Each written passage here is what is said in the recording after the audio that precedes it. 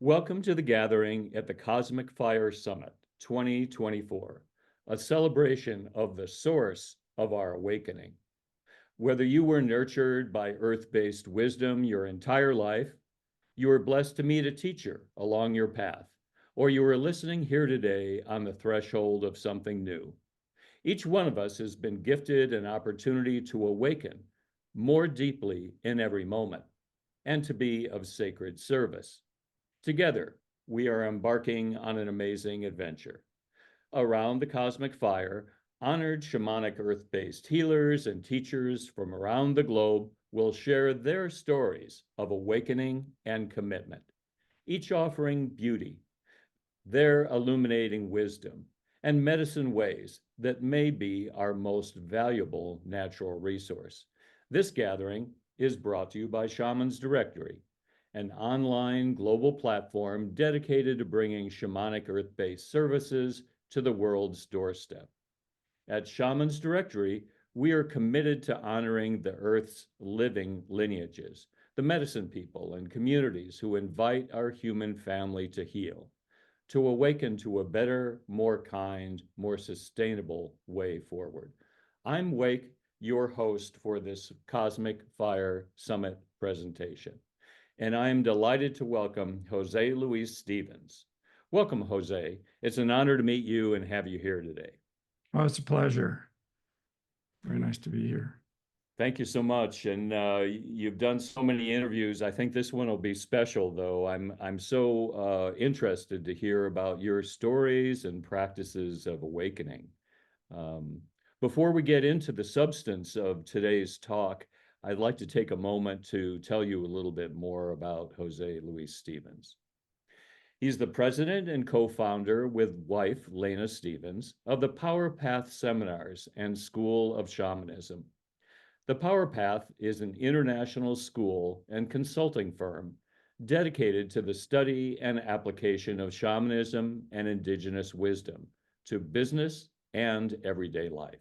Jose completed a 10-year apprenticeship with the Washarika tribe in the Sierras of central Mexico and has since gone on to study other Toltec traditions, as well as extensive study with traditions from the Amazon, the Andes, and Europe.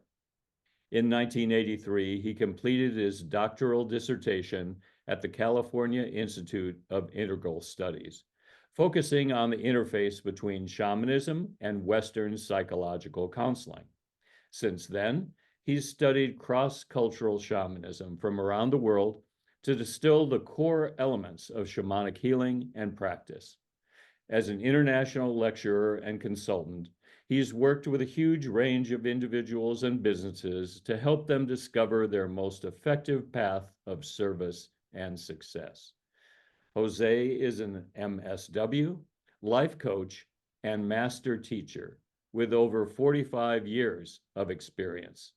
In addition, he is the author of numerous articles and more than 20 books, including the Shaman's Book of Extraordinary Practices, How to Pray the Shaman's Way, Awaken the Inner Shaman, The Power Path, Secrets of Shamanism, Transforming Your Dragons, and Praying with Power.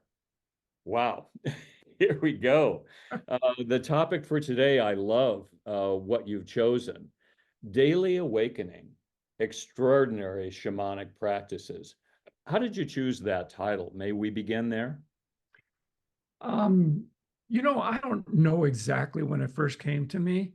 I love the word extraordinary. I use it a lot in my thinking and in my conversation. And it just kind of came to me one day that the practices that I had been gathering and working with for years were quite extraordinary. And so the title sort of arose from there because that's my experience of them. Well, as we get to your sharing of shamanic awakening, I wonder if we could begin with your own journey. Could you tell us a little bit about where you grew up and how you first engaged the shamanic path? Sure.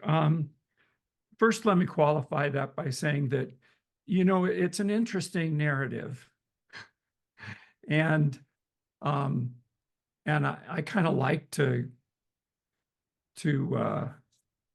talk about it, but I don't identify with it anymore. In other words, it's a narrative about you know where I've been and what this body has done, but it doesn't really define me uh, today.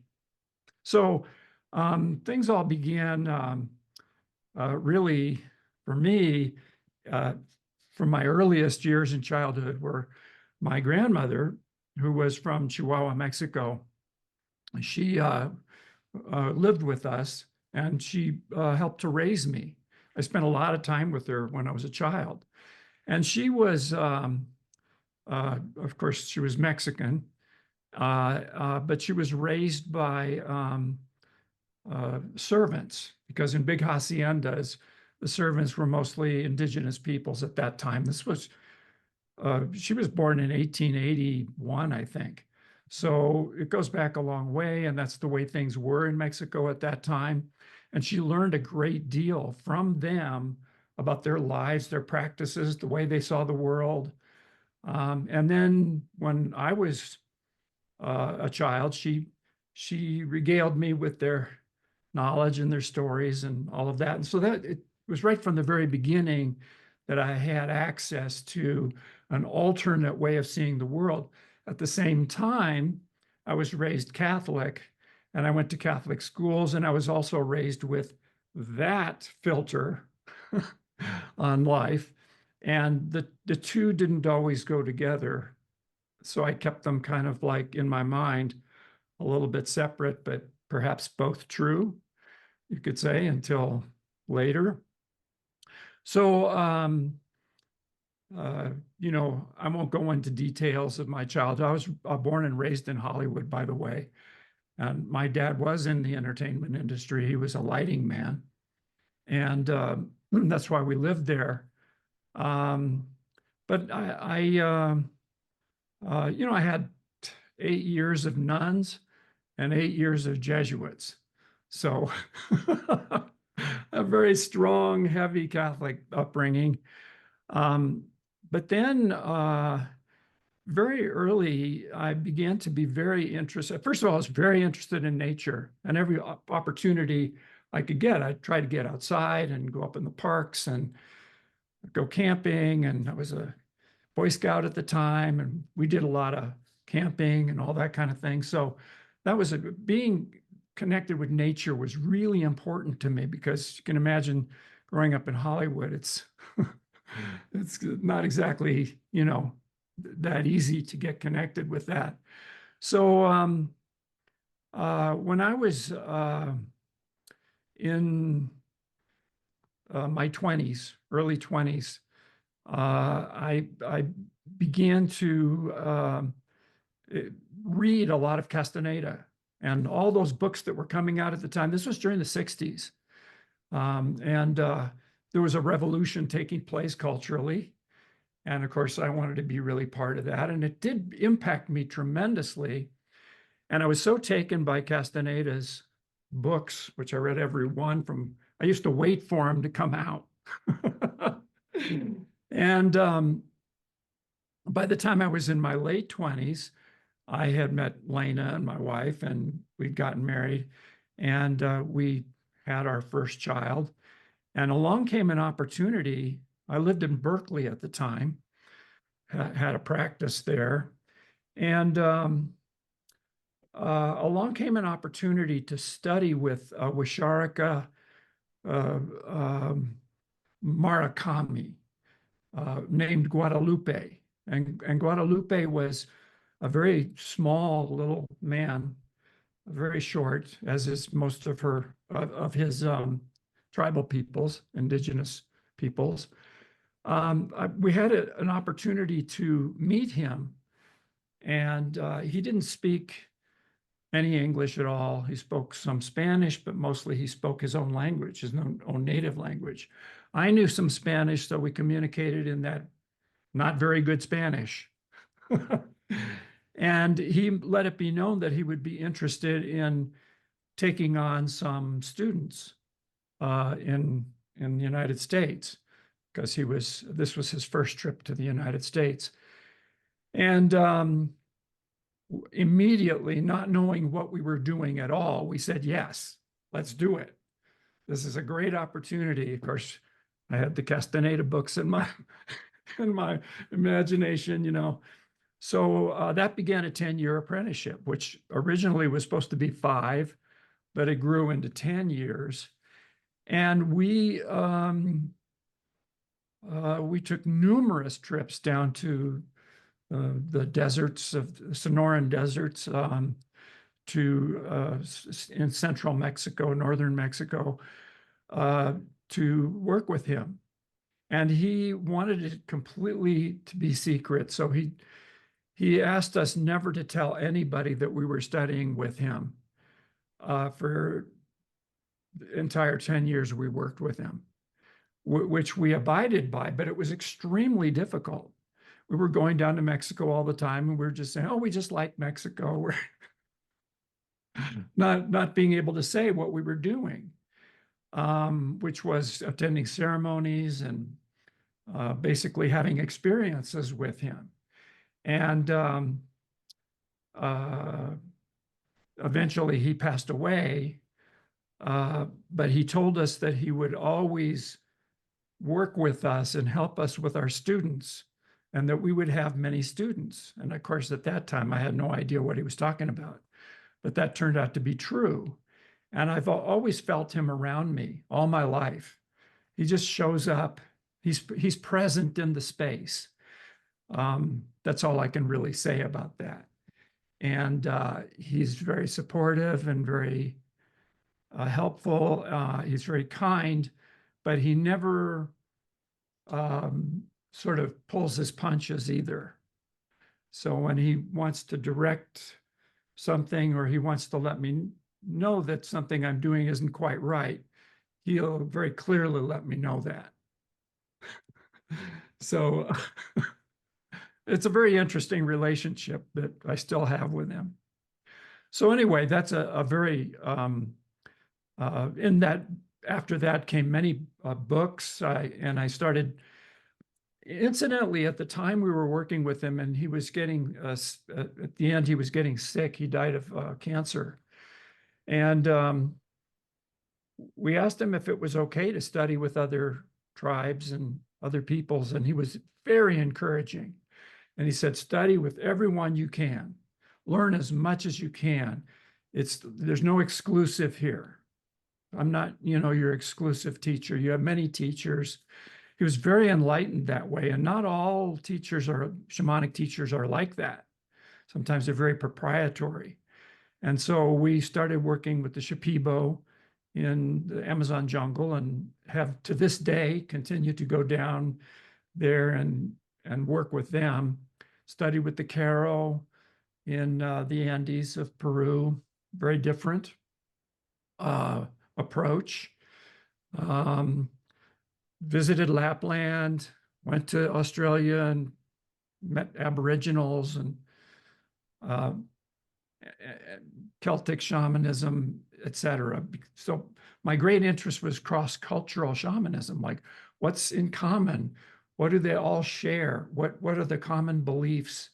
What seems to be part of human nature? And so I wasn't interested in the differences so much as the similarities, although the differences were fascinating. So I'll just give you an example. It seems that extractions, to be able to extract a disease or extract some thought form or something that's been sort of inserted into another person as a result of sorcery, that's a practice that's done all over the world. Every shamanic culture in all continents do extractions, but the way they do them is remarkably different. The Shipibos use their mouth and they suck things out directly, whereas the Washarika people that I originally studied with, they suck out with a feather. They always put the feather on the person, the tip of the feather on the person, then they suck out through the feather. And I've seen them do, a wide variety. Some use tobacco and suck out through the tobacco, and all kinds of variations, but they all do it. And that's what I find fascinating. I really appreciate your willingness to tell about your journey. And I think it helps humanize this whole process of how are people brought to a shamanic path? How is this grabbing them in some way? And just to sum up what I sense, Jose, is that you have a great intellectual capacity and curiosity for the different traditions around the world. And also there's a visceral pull, and there's just something within you that is pursuing this and has made the shamanic path your life. Is there anything else you want to offer about the visceral part of what it is that either first reached you or speaks to you now? Well, I have to admit that it's beyond choice. It's not my personality deciding, oh, I want to do this. It comes from a much deeper place. I'm driven. I'm, you know, I'm, uh, I get thoughts implanted in me, from my higher self, you could say, or from my guidance. I have guides and helping spirits, and once they implant some kind of like a curiosity in me, I'm compelled to pursue it and find out more about it. And so I've come to terms with that, and I'm comfortable with that. I trust my guidance, so I'm not worried that somehow I'm being like directed by evil sources or anything like that. That doesn't bother me at all. I'm completely confident that uh, I've been guided in a way that is always for my highest good and for the good of the people around me. So um, that's a stabilizing force, you could say. Thank you for sharing that. Let's move on then to the concept of daily shamanic awakening. That's an engaging concept. Please tell us about it. Well, I'm going to take a little roundabout way of doing that. There's a controversy among certain academics about the difference between mysticism and shamanism. And that debate goes on, and I could really care less. It's it's like I've met shamans that I know were mystics, and I've met mystics that I know were shamans. And to me, those lines cross constantly. So you can get very discriminating about that, and you can, especially anthropologists get into their little boxes. But I find that it's an arbitrary line that divides those two things. So uh, I've been influenced by both, and for me, the shamanic path is a mystical path, and the mystical path is shamanic. So I've learned from Tibetan Buddhists, I've learned from the Sufis, I've learned from Hindus, I've learned from Celtic shamans, and like I said, the Shipibo and the Wisharika and various shamanic peoples around the world. But I try not to draw great distinctions between the practices because I find that they're very similar. For example, Tibetan Buddhism, the Tibetans practiced before Buddhism was Bonpo, which was a shamanic practice. So they just added Buddhism to that.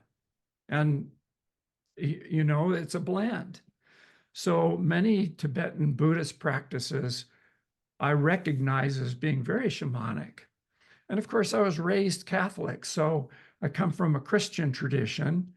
And I've come to realize that through a lot of study, that Jesus wasn't,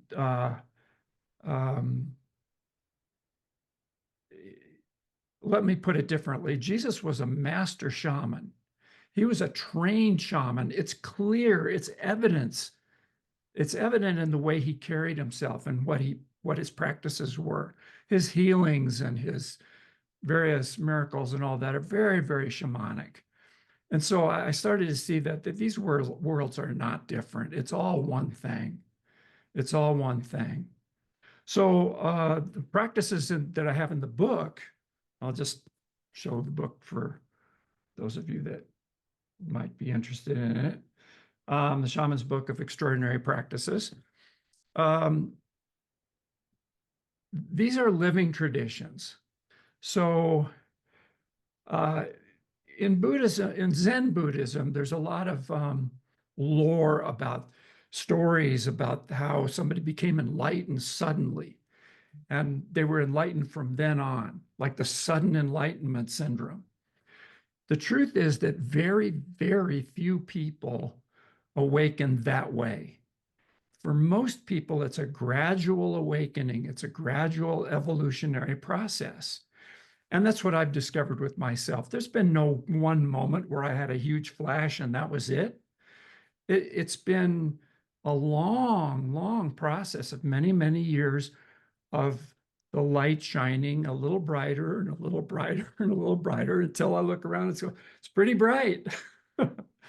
So it's I believe that to be much, much more common for people. And so we can be led astray sometimes by expectations about the way it's supposed to happen, or the way I'm waiting for that to happen and it doesn't happen. Does that mean I've failed? No, not at all. You could say that we fail over and over like a little kid learning to walk. You fall down a lot more times than you stand up. So it's very similar to learning to walk. So these we need practices.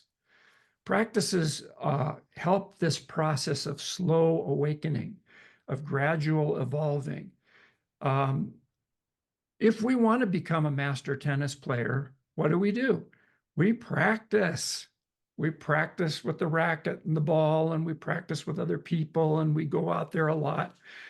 And at first, we're not so good, and then we develop maybe into really master tennis players. And that goes with everything, learning languages, learning how to be a good public speaker, learning how to play music on a musical instrument. It all takes practice. If anybody really looks at their lives, they'll see that they spend a good deal of their day practicing. Maybe they're practicing for that office meeting where they want to make a point, and so they're going over it on their way to work. They're practicing what they're going to say. We all do that, and we spend an enormous amount of time practicing. So why not with the shamanic practice? It's the same. We practice and practice and practice. And there's some practices that are traditional and sometimes get very complicated over the centuries. Some of these practices become extremely complicated. And I find they can be useful, but they don't fit into our present style of living so well. I mean, who has like 6 months that you can go and take and spend all your time with these practices? We don't live that way. So it's the short and sweet ones. And what I've learned is that if I do this short and easy, simple practices many, many times, that it's better than all at once.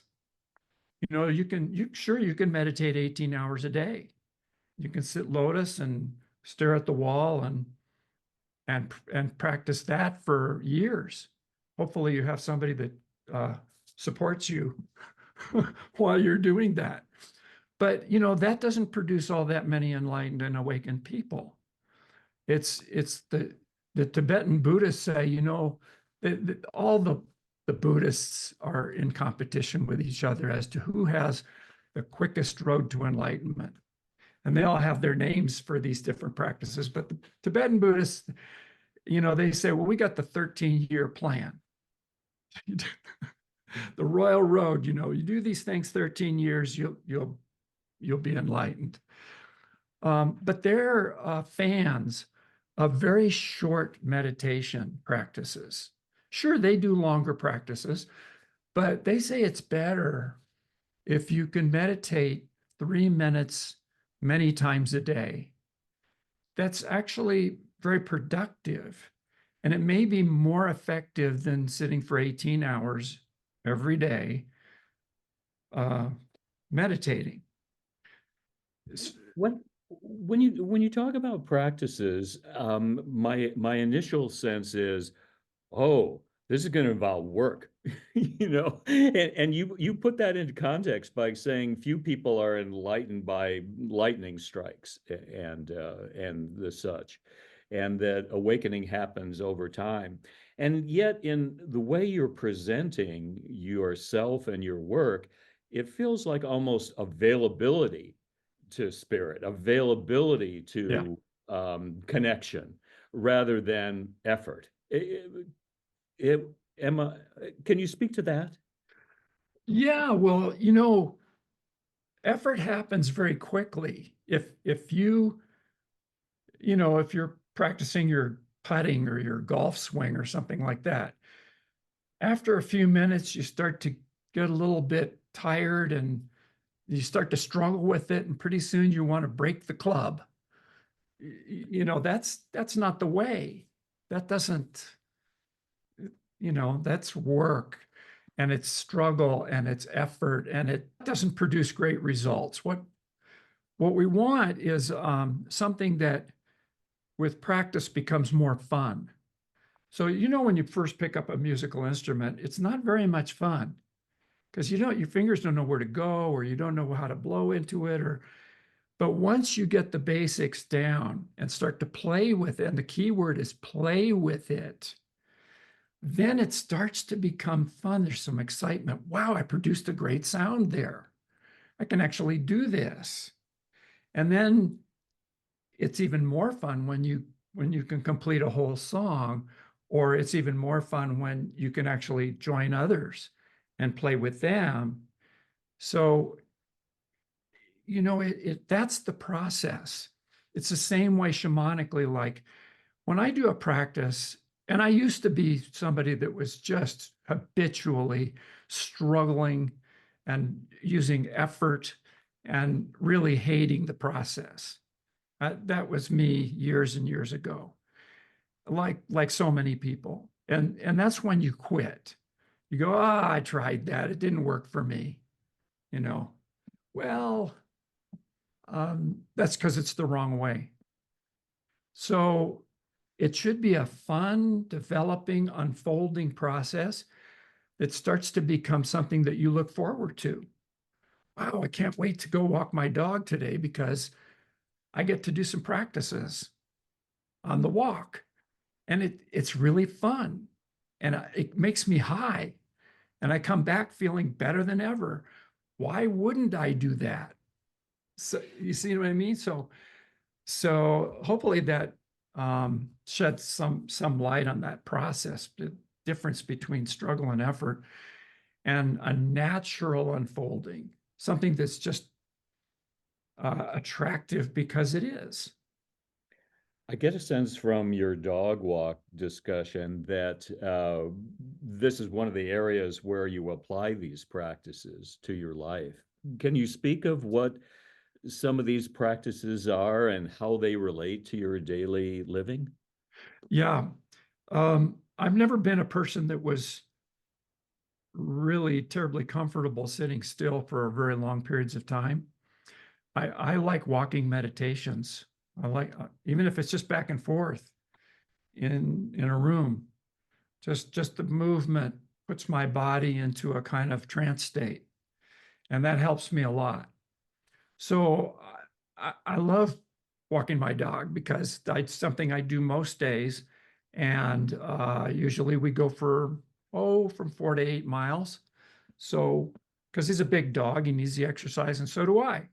So there's some time in there. There's like it maybe takes an hour and a half, something like that, in the late afternoon.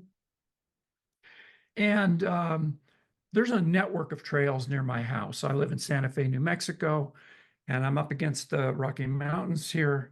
And so there's great trails, and most of them are up and down and interesting. And some days I go out and I don't meet anybody, and some days there's people on the trail. And so one of my favorite practices is to see spirit in everything, uh, which is so easy for us to forget. The spirit is everywhere in everything all the time. And there's nothing that doesn't have spirit in it, including dog poop on the trail. So you can't be too persnickety about these things. It's just, it's everywhere. So I make it a practice. The beginning of the walk, I'm walking along and I go, oh yeah. Spirits in the trees, spirits in the rocks, spirits in my dog, spirits in, oh, here comes a person down the trail. Spirits coming. This spirit coming toward me. And spirits in here, in this fleshy envelope, and spirits in the sun beaming on me, and the breeze I can feel on my skin. And I just go on like that. And before too long, I'm just cruising. I mean, it's a wonderful practice. And yes, it does happen that sometimes I find myself off on some kind of side tangent where I'm worried about some, I don't know, some problem I couldn't solve. And so I have to bring myself back, just like in meditation. It's like, oh yeah, I was seeing spirit in everything. How did I get off that? I don't even remember how I got off that. It just, it feels so good to be on that. Why would I get off that? It's because of ego. And that says a lot. It's the old ego process that we all struggle with. And ego is always trying to enslave us. It's a parasite. First of all, that's very, very important understanding, is that ego is not me. Ego is the parasite that's trying to take over. And what I am is spirit. So when I'm being with spirit, seeing spirit in everything, I'm dancing with spirit. That's who I am. That's what I am. But then the ego is over here saying, oh, I'm losing this guy. I better get him back.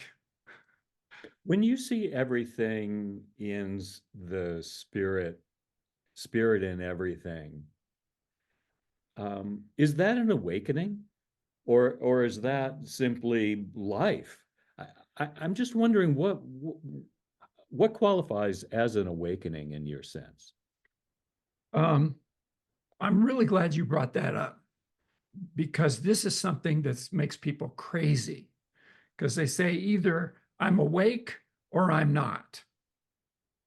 And no, it's not like that.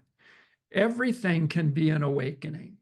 And the way you would say that shamanically is that everything is medicine, unless you use it like a poison, and then it becomes a poison. So everything is medicine is the same as saying everything is spirit. Everything having to do with spirit awakens you, or I should say awakens me. And that's maybe bringing it down to its simplest form, so that awakening is not just something that happens once, pop, and now I'm awake forever. Again, we're back to that conversation. Awakening is whenever you're doing something or being with something in a way that you're using it as medicine. The sun is medicine. This walk I'm taking with my dog is medicine. The trees are medicine for me. These other people are medicine for me. And so medicine meaning meaning that it's healing me, it's making me whole, and it's reminding me what's really true. That's what I would say the result of taking good medicine is.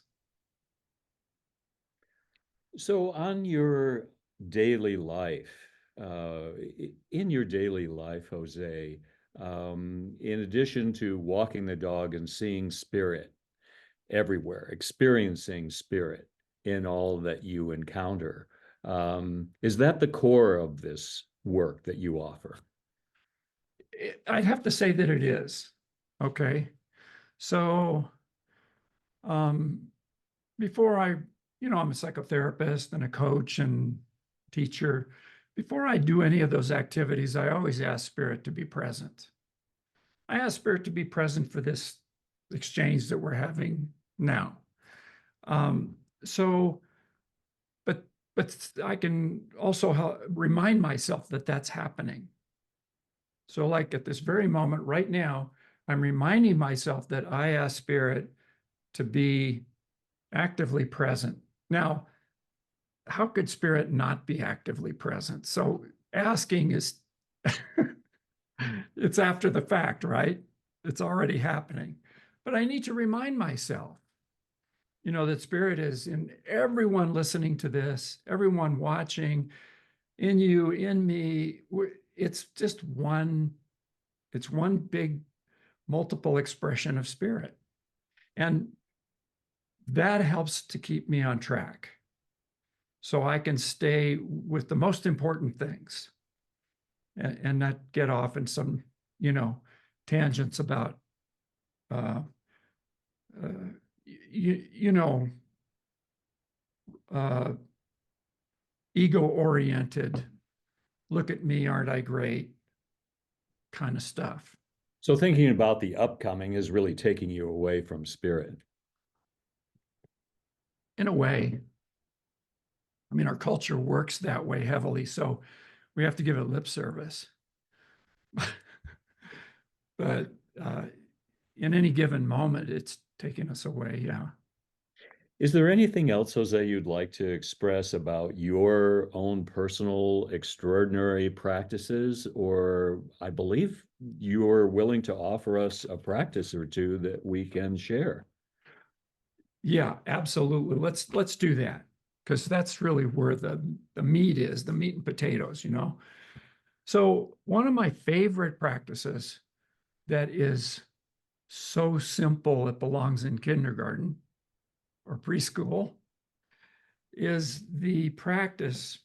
And you can do it anywhere, but I recommend going outside in the morning when you first wake up and you've, you know, started to rouse, got out of bed. Um, is step outside and begin to say hello to the environment. It's like, well, hello, flowers. Hello, tree. Hello, raven flying overhead. Hello, hello to the road going, in front of my house. Hello to just start naming saying hello to the world. Now, we learn that it's polite to say hello to people when we meet them. And that's done all over the world, right? And it establishes a kind of like foundation of like connection and peacefulness. And, oh, I come in a friendly way. Hello. Um, if Spirit is in the environment everywhere, then doesn't it make sense to say hello to Spirit everywhere? And if we do that, then isn't the environment going to meet us back and say hello to you too? And I hope you have a wonderful day too. And I'll support you.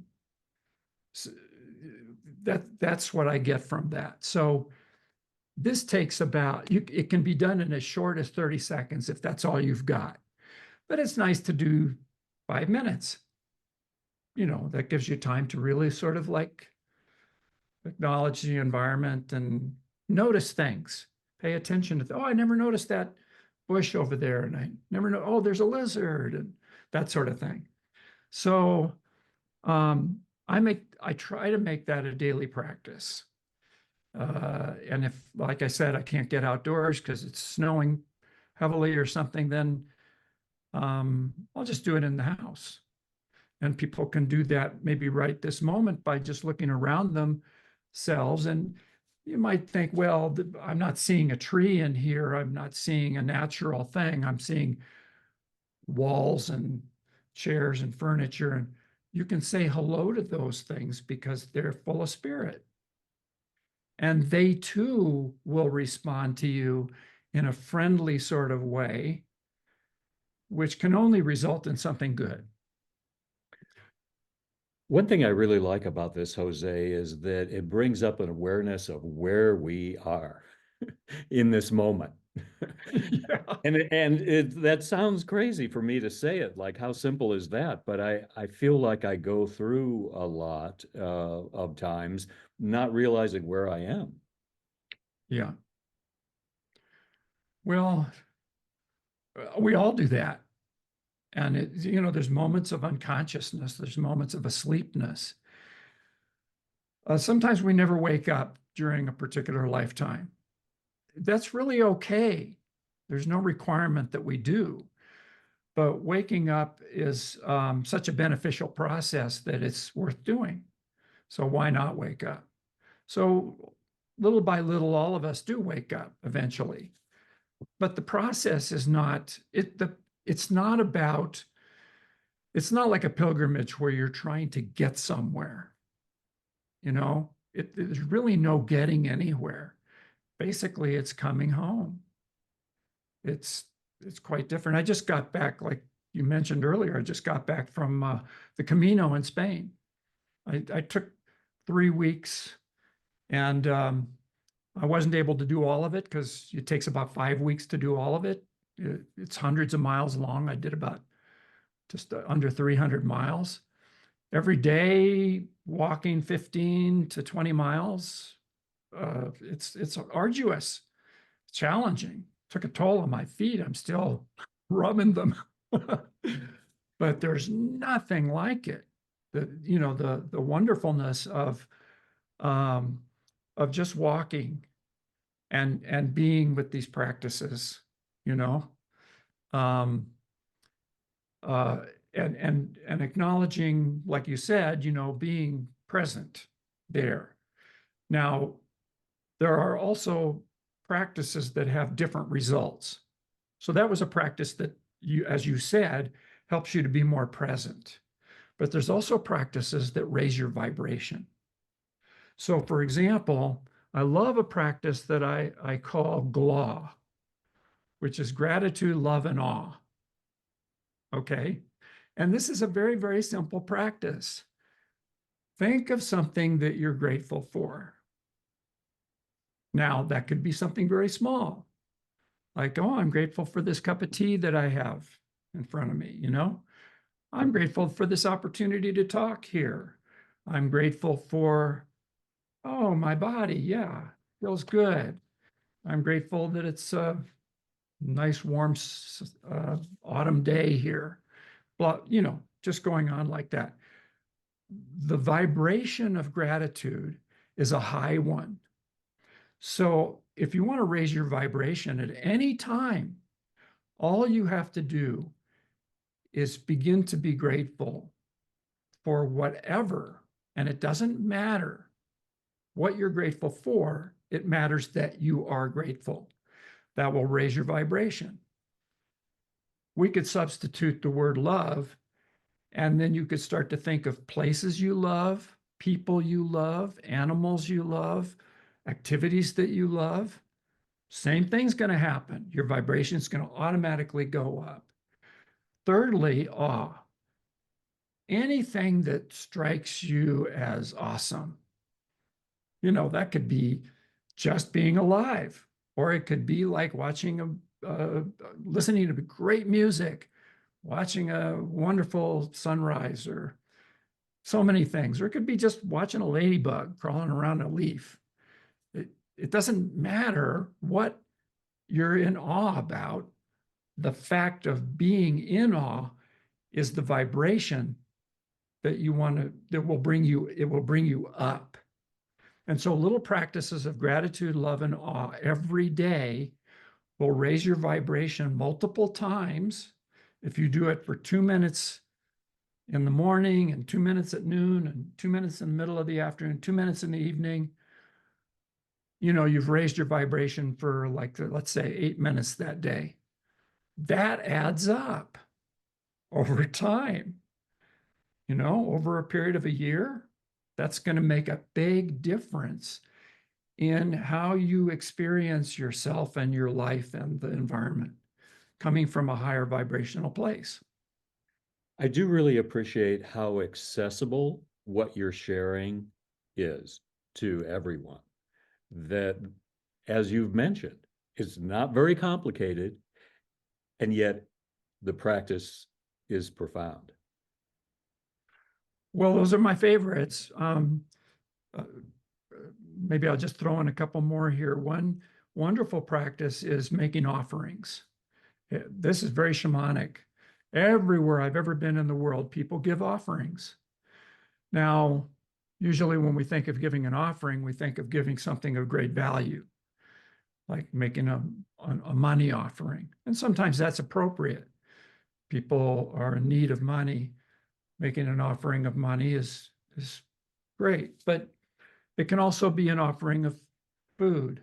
It can be an offering of a flower. It can be an offering that's just symbolic.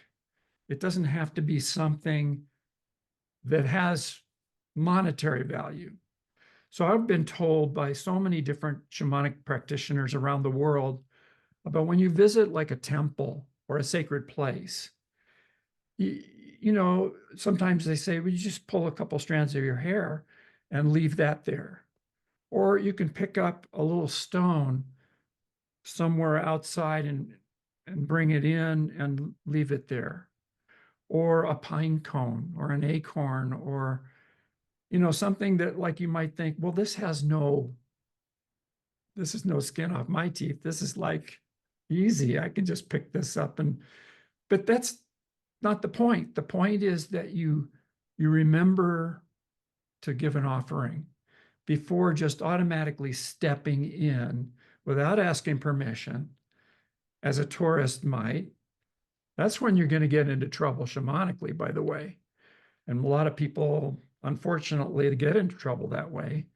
But if you do it right, if you ask permission and you bring an offering, very simple offering, and leave it down, even if it's a couple of almonds that you've got in your pocket, and you lay those down and say, do I have permission to enter?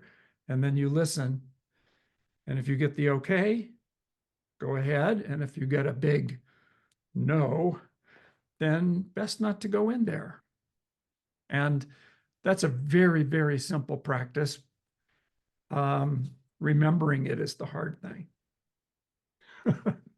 It sounds like we don't have to suffer to offer.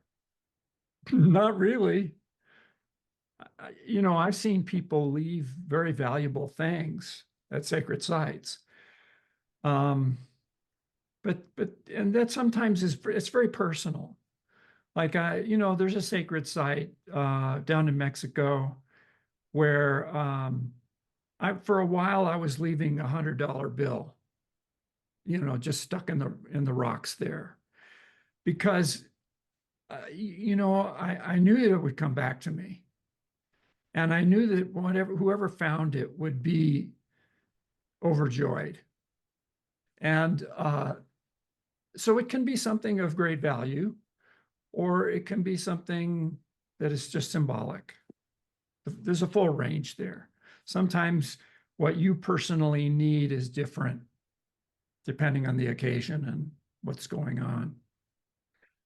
Do you care to share any more practices, or shall we go to the impact of integrating spiritual practices in your life?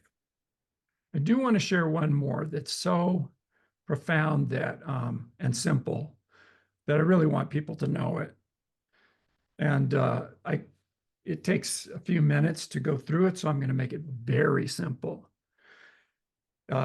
You start by placing your attention on your heart, and you feel your heart, and you feel that your heart is being nourished from within, that there's nourishment that is beyond food, and it's beyond breath, it's beyond minerals and all the things that your body needs to sustain its heart. This is the heart of hearts, is what I like to call it. And it's being nourished by spirit. and you feel that nourishment coming from within, filling your heart.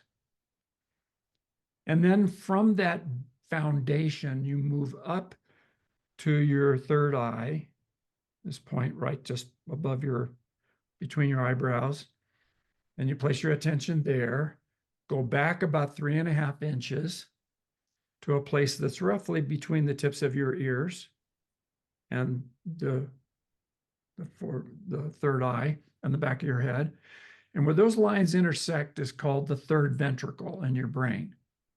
And the third ventricle has been known as a portal to higher octaves. If you can find that portal, you can move from a lower octave to a higher octave. This is vibration again. That higher octave is extremely valuable and important to spend some time in every day. So you can imagine that there's a little cave, a little room there that you can just be in and experience being there. That's the very simplest version that I can think of that I can explain in like 1 minute.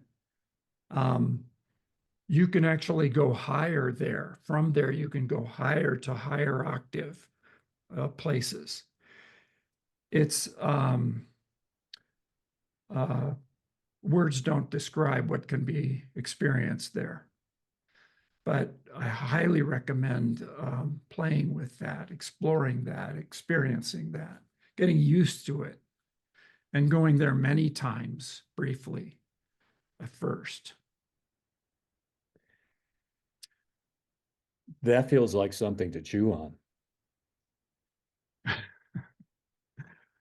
So we were going to talk about outcomes, or Let's talk about outcomes, because you've mentioned practices that we seemingly can relatively easily integrate into our lives, in remembering, in just seeing, connecting to spirit in these fashions as a possibility.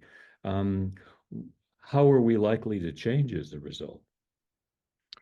well, a variety of ways. One thing that I like to draw people's attention to is neutrality, the importance of neutrality.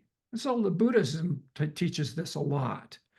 It's not to get overwhelmingly attached to any particular thing, to just be with things.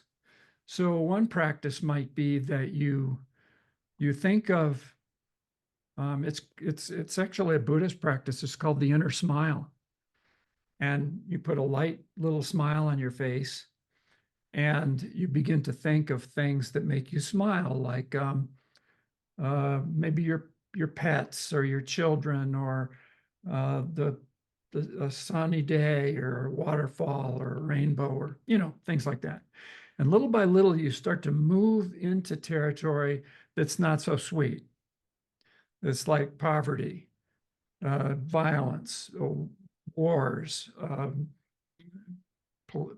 political stuff, things that are normally upsetting, but you're maintaining this little smile and you're benevolently smiling at whatever it is that you're focusing on at the moment. And the practice is to increasingly be able to maintain a kind of benevolent blessing on whatever it is that you're looking at. So this notion of neutrality, the Buddhists have a wonderful saying. I studied with a Zen master for a while, and he taught me this. His favorite phrase was, "Oh, is that so?" And so you can start saying things like, "Oh, I don't feel so well today. Oh, is that so? Oh, well, and oh, it's just so hot today. It's like oppressively hot. Oh, is that so? Or, oh, it's so snowy outside. It's icy. It's freezing. Oh, is that so?" It's like everything is, oh, is that so? So we It's don't like, need to agree and compound. or judge. there's no judgment. There's just being with. And I've noticed the Wisharka people that I studied with and still do, they never complain. I've never heard them complain about the weather, the conditions. They just kind of laugh and go about their business. So they have this embedded in their culture, but we need a little help. Well, I can feel, Jose, that these practices are inherently valuable. But why, in your estimation, are they critically important to us? Well, I mean, this may feel mysterious to some people, but because they lead us to who we are, what we are, and knowing who we are, which is spirit, and what we are is spirit acting as a human being, and how we serve, which is seeing spirit in everything. That's how we serve. That's it. There's nothing more to be said. It's very simple. If we can get to that kind of simplicity, it's a wonderful outcome. That we simply know those things, that they're just true for us, and that we're not buying into the narrative, we're not buying into the stories we tell ourselves, not buying into the fact that somebody tells us something terrible happened and we feel terrible too. All of that stuff is just confusion and distortion and based on ignorance. And it's based on a separation that happened a long, long time ago for human beings, which is that we started to see ourselves as separate from each other, from spirit, from our environment. And now we're seeing the ultimate separation, which is unsustainable. If we nurture neutrality, will we still be able to act? Yeah, that's a curious paradox. And a lot of people ask that. And that's a very important question. People are worried they'll become complacent or that, oh, why bother with anything? It just all is. Well, there's a deep sense inside all of us at some level of justice, of fairness, and of the importance of that we're all equal and that we all needed to be treated that way. And there's no special ones among us, like higher class people and lower class people, or people that don't deserve to be alive on the planet, or people that don't deserve to move to this country, or there's so many ways that we separate and create these levels. And the notion is that the human race is one being, and we're all cells in that one body. So, if my little finger is telling my index finger over here that it's not worth, taking care of, it can go to hell. That's insane. I mean, wouldn't we think of that as being insane if we were to do that to ourselves? But that's what we're doing to ourselves. It's just on a larger scale. So we want to get to this place where and we're getting there. We're returning over a period of time. We're returning to this place where we look at each other and we go, that's me. It's namaste. Or it's on the Camino. Everybody says, buen camino. When they meet each other, it's like, good Camino, good pilgrimage. It's like we're all in this together. So there's a kind of recognition of we're not different. And that's the essence of shamanism also. Before we close then, Jose, this has been such an engaging presentation and discussion. Is there anything else that you want to leave with our summit audience about awakening practices, the way you live your life? Well, I want to say start now. If now let's face it, most people that are going to be listening to this um, or watching it or hearing this um, are already doing some practices, and that's wonderful. But sometimes people don't do much. And just start with anything. Start with some simple practice and do it every day. Try it for a month. See how that impacted you. Notice the difference that has made, even if it was a very small little thing like going out and saying hello in the morning. You know, see what that's done for you. And if it hasn't done a thing for you, then fine. Go pick something else, but do something. Good advice, as always. You are a master teacher. There's no question about that. And engaging in your availability. We want all the summit audience to know how they can find more about you and to give them an opportunity to engage with you and your teachings. I know you have your website, thepowerpath.com, that's quite rich and available. Are there any upcoming offerings you'd like to tell the audience about? Well, those things are mostly to be found on my website. We always have a list of upcoming seminars, workshops, events.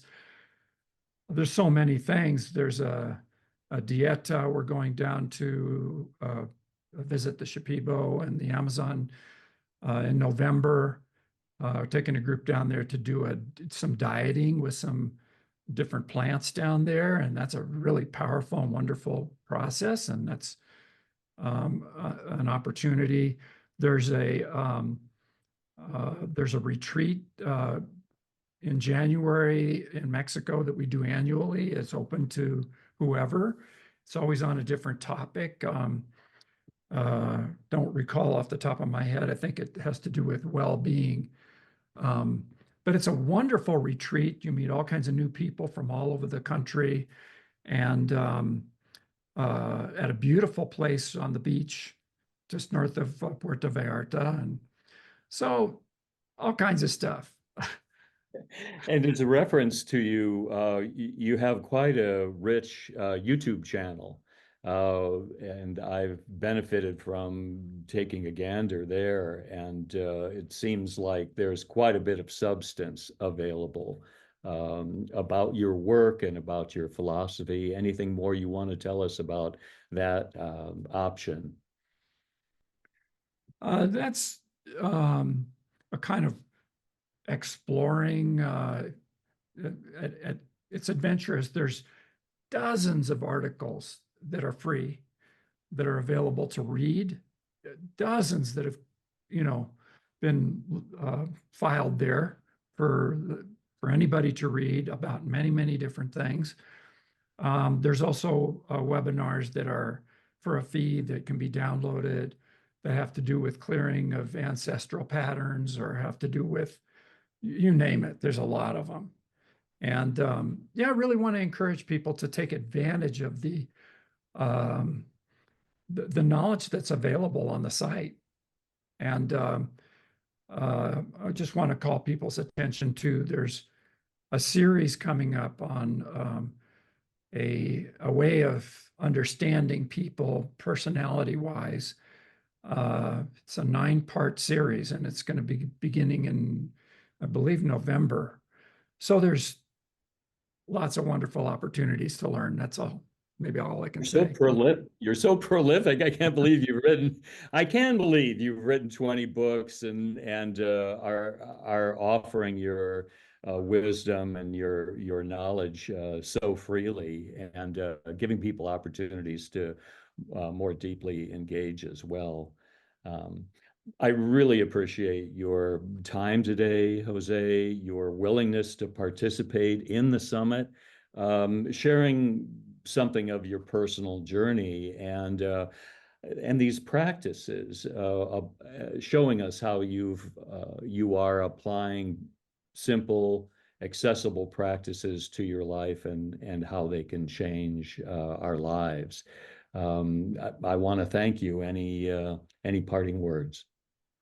Oh, I want to thank you so much for all that you've said and for really knowing how to draw this out. Your questions are great, and I've really enjoyed spending some time with you here. So thank you very much. You're welcome, Jose. It's my honor. As I mentioned at the beginning, it's even more so now. And when you said initially that you're a pretty bright light, I think everybody would agree with that assessment. Maybe even brighter than we normally see, except in the mirror, I suppose you would say. It's a good place to start. And to everyone who's viewing and participating, we thank you for taking time out of your day to be here with us, to receive Jose's beauty, his wisdom, his inspiration. We hope that you will join us for our next interviews around the cosmic fire. We'll look forward to seeing you as we steward our shared flame. Thank you so much.